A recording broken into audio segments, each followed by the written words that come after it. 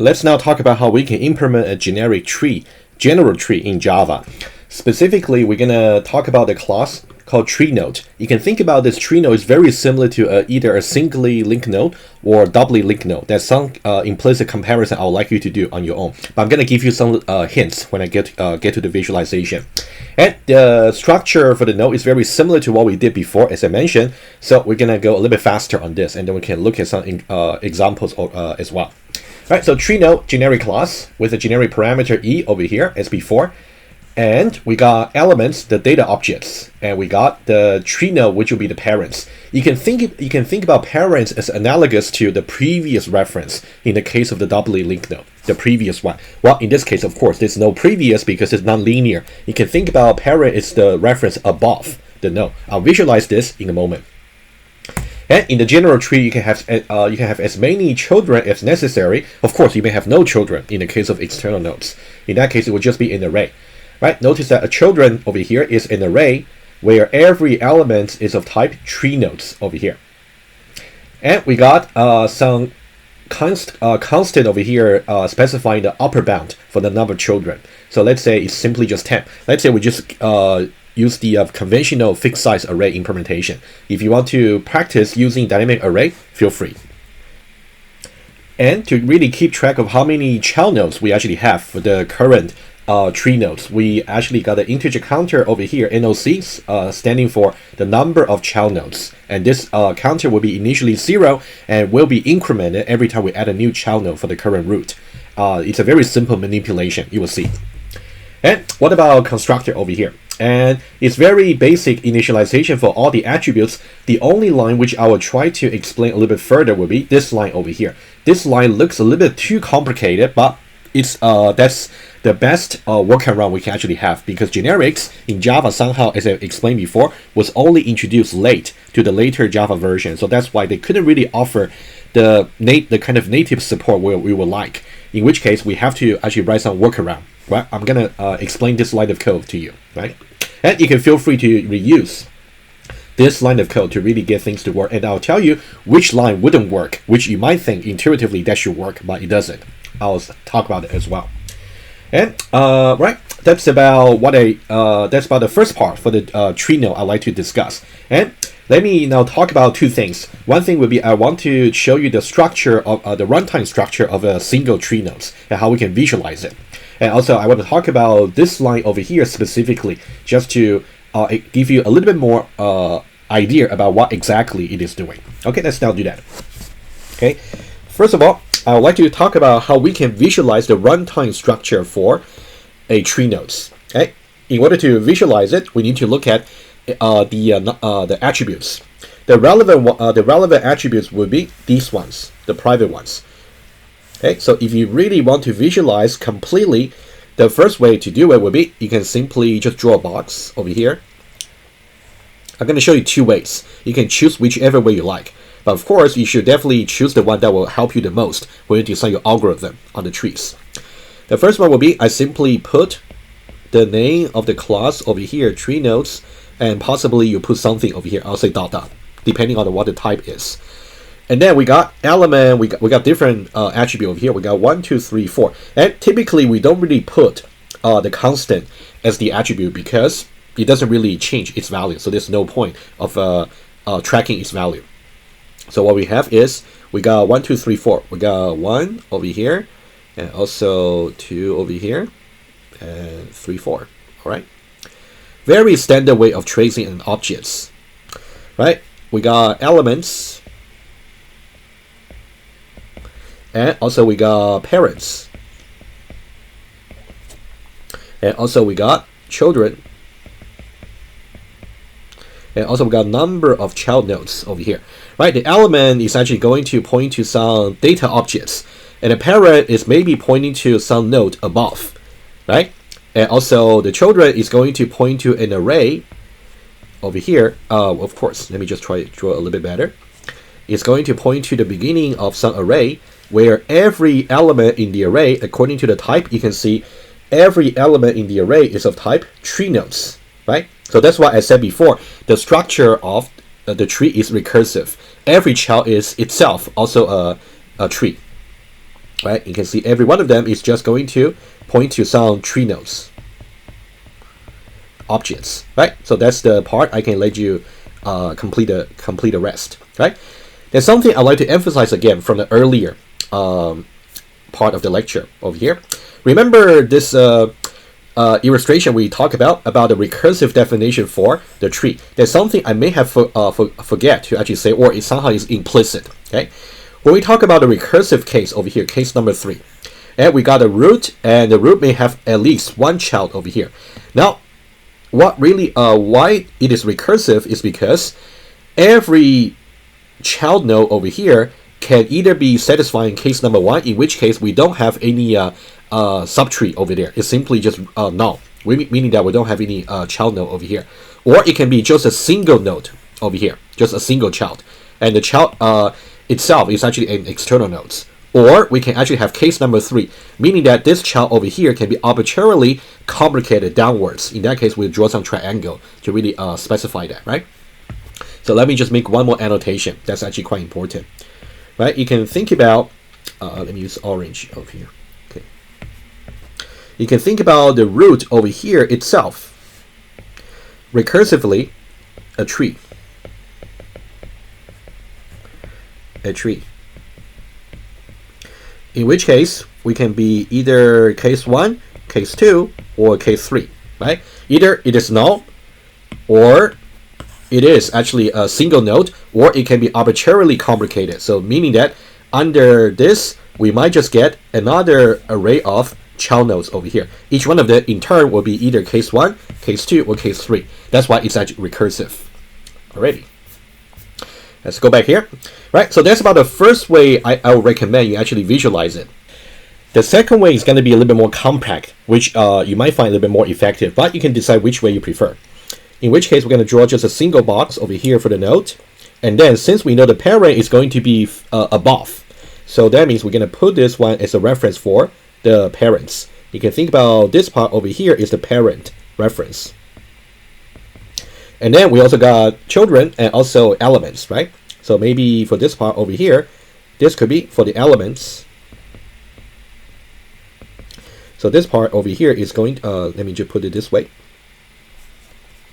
So the element is actually going to point to some data objects.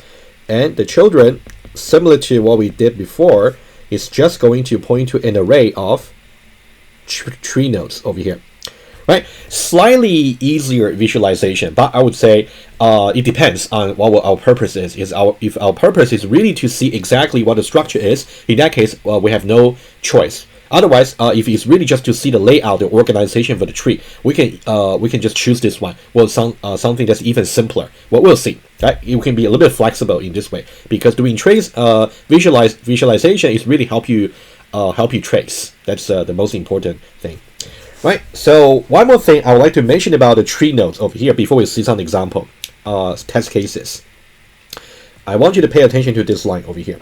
We say this children over here is equal to, so this is some sophisticated expression we are doing. Let's see what we're doing here. We say array, which is library class, array dot new instance, and then we got some arguments over here, and then we got some cast over here. Right, that's what we're doing.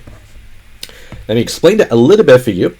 And you can think about that this over here is really referring to the current class, which is tree nodes over here. And more specifically, it should be the tree node with the generic parameter E. Think about that this over here is really the current class, tree nodes, generic class E. And you're basically using this helper method new instance over here rather than what we used to do. If you look at the earlier source code where you simply got E rather than tree nodes of E, you can look at the early example. If you simply try this, if you say this children is assigned to tree node, we still do the cast over here. An array, right? Cast to an array.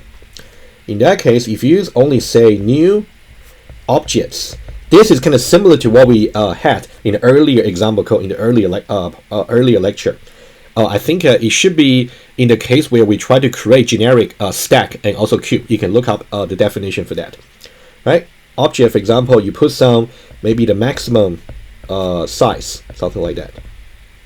Okay, this is not going to work, and it is going to give you some class cast exception, because what we are casting right now is to cast the object array into some array where the element is not just a single E, but it's a tree node of E. And Java at the moment cannot really deal with this complexity. So what you will get from this line over here is some class cast exception, right? That's what you will get. Class cast exception. Feel free to try it out, just to make sure you understand why it will be the case, so that if you ever had to write this line in assignments or in the assessment, you wouldn't have to waste time. All right. Again, in Java's generics at the moment, they simply cannot deal with the casting where the array element is not just a single E, but also some class of E. You just cannot. So the workaround will be you have to use the helper class, like a library class array, a new instance. And here we specify exactly what that element type is. Right? In that case, we simply say the current class, the current object this, which is representing tree node of E. And then get class is going to get the complete information for tree nodes, and then you pass the size. So this line over here in some way is very similar to what we did before, except that what we're doing is we try to be more precise about exactly what every element type is for the array. In that case, we just say this.get class, right? It's just a workaround, right? Right, so these are the two aspects I'd like to talk about you want to pay attention to for the tree nodes. Other than that, you can definitely look at other parts for the class, which I'm going to go over now. And the next part will be just about the methods. We have accessor, get elements, get parents, and also get children. Right? You can see in the case of the get parents, there's only a single unique parent, so only a single tree nodes. And for the get children, it's going to be an array of tree nodes over here. And for the implementation, I already made them available to you on the source code. And because these are rather basic, so I already implemented them for you. So it will be up to you to really know exactly how they work. And you might be assessed about this maybe later. Okay. And also set elements, set parents, and also add a single child over here, assuming that it does not go above the maximum capacity, right? Fixed array. Again, if you want to try dynamic array, you are encouraged to do so. And also remove a child at. So this will be some exercise for you. How can I remove a child nodes at a particular index, right? So for example, if let's say this is my array of child nodes over here, if I want to remove the child at index I, let's say index 1, in that case, I cannot simply just reassign this slot over here to be null. I need to worry about other child nodes as well. So this is very, basically this boils down into how you can remove an element from the array, which will be linear time, of course. So you need a loop by shifting the elements. Right? I'll leave that as an exercise for you. So where can you find the source code for these? You can simply go to the projects made available to you this week. Example trees over here.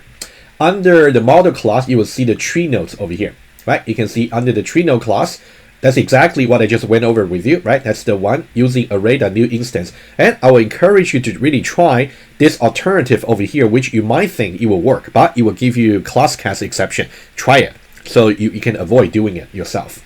And let's see what else I want to say. We got all the methods, and this will be some exercise for you to remove a child nodes at a particular index. And also study this part over here, just about how we can manipulate these two methods specifically, the get child and also add child, just to see how we can manipulate the integer counter over here. It's very basic, so maybe I wouldn't waste your time during the lecture time. But if you got any trouble understanding the basics over here, reach out to me, right? And you will see, let me just talk about what I'm going to talk about in the slides. You will see that there's one class over here called tree utilities. This is similar to the list utilities that we did earlier when we talk about linked list. And the tree utilities over here is currently, I only got two utility methods there. One is depth and the other one is about heights. You can see the input here, similar as before, we only take a single nodes. Presumably the single node could be maybe the root of some subtree or maybe just arbitrary node, depending on what the problem is. We'll talk about these two problems, depth and heights, a little bit later. And also we got the unit test over here. we got three or four. We got three test cases for you. I'm gonna go over each one of them in a moment. Okay, right. So you can see the general setup for the tree example is very similar to how we did it in the linked list. So there's consistency. Yeah, we later on for the assignments or for the assessment, we're gonna keep very similar structure just for consistency. Should be no surprise for you.